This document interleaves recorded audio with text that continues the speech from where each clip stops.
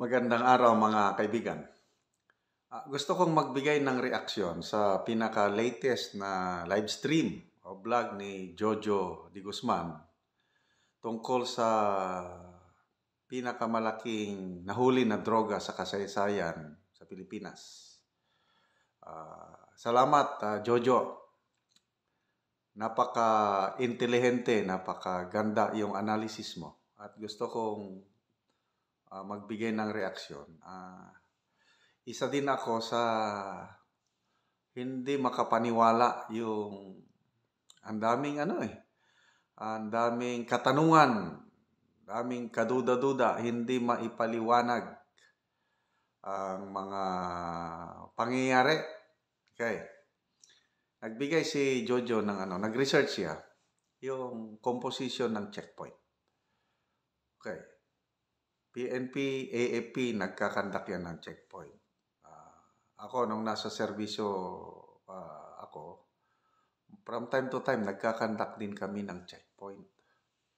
At tama yung present ni Jojo, may composition yan ng checkpoint. Number one, may roadblock yan. Pag nag-checkpoint, lagyan mo ng roadblock. Doon sa CCTV footage na ipinakita, walang roadblock. So ano yun? Checkpoint ba yun?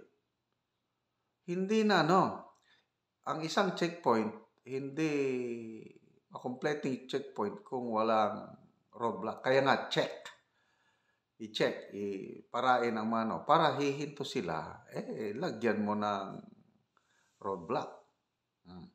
So, yun, doon pa lang, walang roadblock, walang checkpoint. Ano pa? Mga composition ng checkpoint. Mayroong pinaka-importante na yung forward and rear security.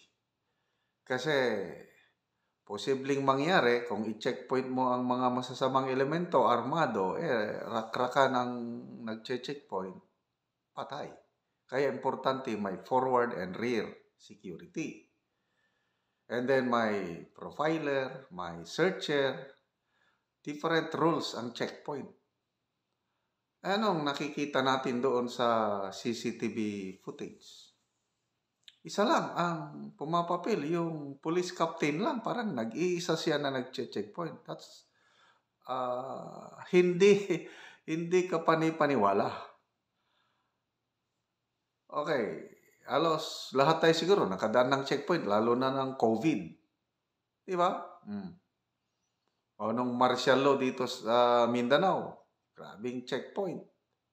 So, di ba, may roadblock. Ang nag-checkpoint dyan, mga non-commissioned officers. Ang opisyal, kung nandyan man, nagsusupervise. Hindi siya yung nagpapara. Ay, nako. Ang lumalabas, yung kapitan ang searcher, siya na, profiler, siya na ang lahat. Kaya wala talaga. Kaduda-duda ang, ano pa, yung April 15, nangyari yung pagkasabat ng Cebu. Ano na ngayon, April 20, 5 days na. Wala pa rin, nag-iisa pa rin, driver pa rin. Driver pa lang ang nahuhuli na hindi pa rin kapanipaniwala yung statement ng driver na yun. Binayaran lang siya ng 6,000. Tapos, hindi niya inalam kung ano ang laman ng van. Ilang billion worth yung dala niya. Tapos, iyan na nga. Iyan na yung, kung totoo pa ito, yung drug lord na yan, yung nagnegosyo, kasi negosyo yan Nag-invest siya ng malaking halaga ng pera, tapos yung ilang billion worth, nung una, ang unang statement ng PNP, 14 billion Tapos naging 10 billion. Ngayon, 9.6 billion na lang Kasi nung una, halos 1,800 kilograms, bumaba ng bumaba. Ilang tons na lang, 1.2 na lang. So, paiba-iba yung statement ng PNP. So, nung una, parang natuwa ako dahil accomplishment yan eh. Mahirap makahuli ng droga. Kaya lang ngayon lumalabas, ito na, perception ng karamihan, scripted. Okay, so, ito yung, basahin ko lang yung mga comments ha. Parang may director eh. Oh. Nosel Manug, di kapani-paniwala yung kwento. Halatang scripted at di pa memorize ang linyahan nila. Gulo-gulo, kwento lahat. Natatawa ko doon sa nung nandyan ang Pangulong Marcos Jr.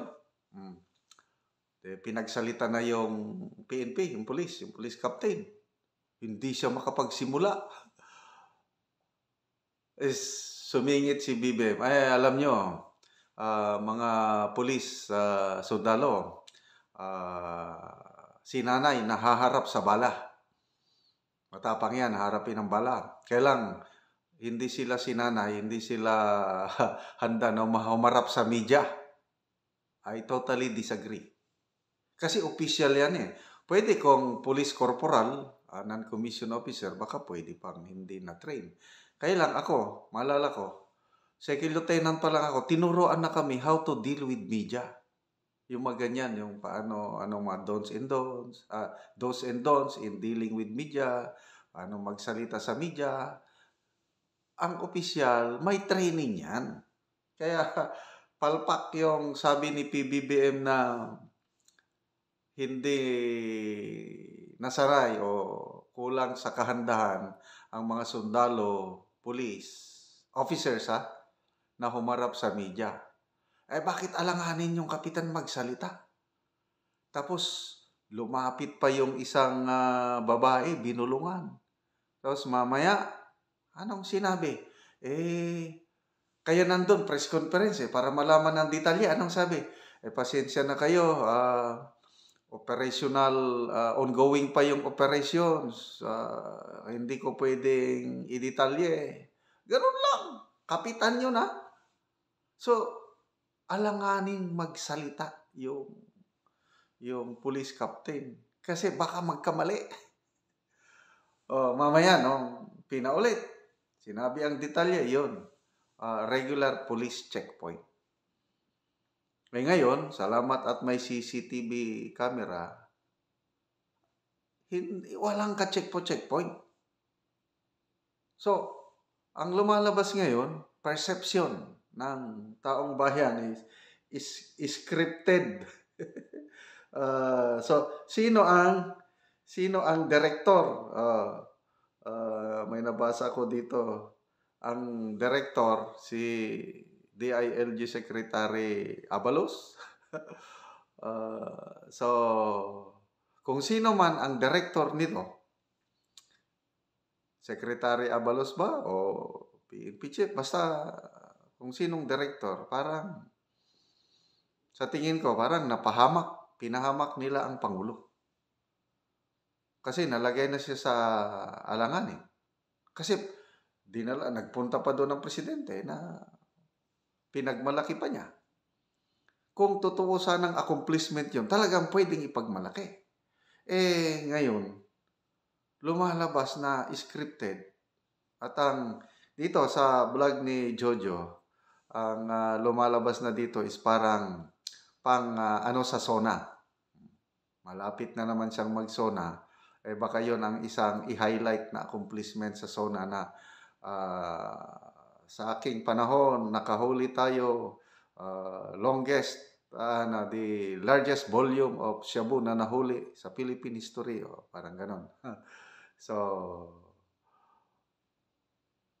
accomplishment na sana ipinagmalaki, kaya lang medyo nagkamali. Bakit? Ang director hindi magaling. Ang mga actors, alanganin. Baka magkamali sila, mamalasin pa sila. Anyway, droga, sama ang epekto nito sa ating society, nakakabahala ang mga pangyayari ngayon. Kasi kung totoo ito kung totoo na nanggaling nga sa labas at diyan pumasok, bumabalik na ang sigla ng kalakaran sa droga sa ating bansa. Kawawa ang ating kabataan, malululong sa droga na ito at sayang yung naipundar o sayang yung nasimulan ni PRRD nung kapanahonan niya. Kasi saksi ako sa mga lugar na napuntan ko.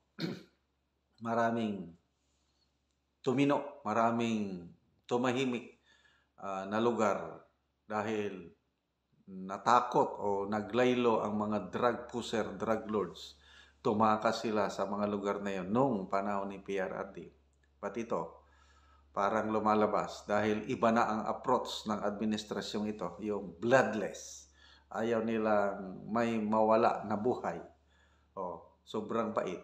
Yan na, bumabalik na ang kalakaran ng droga.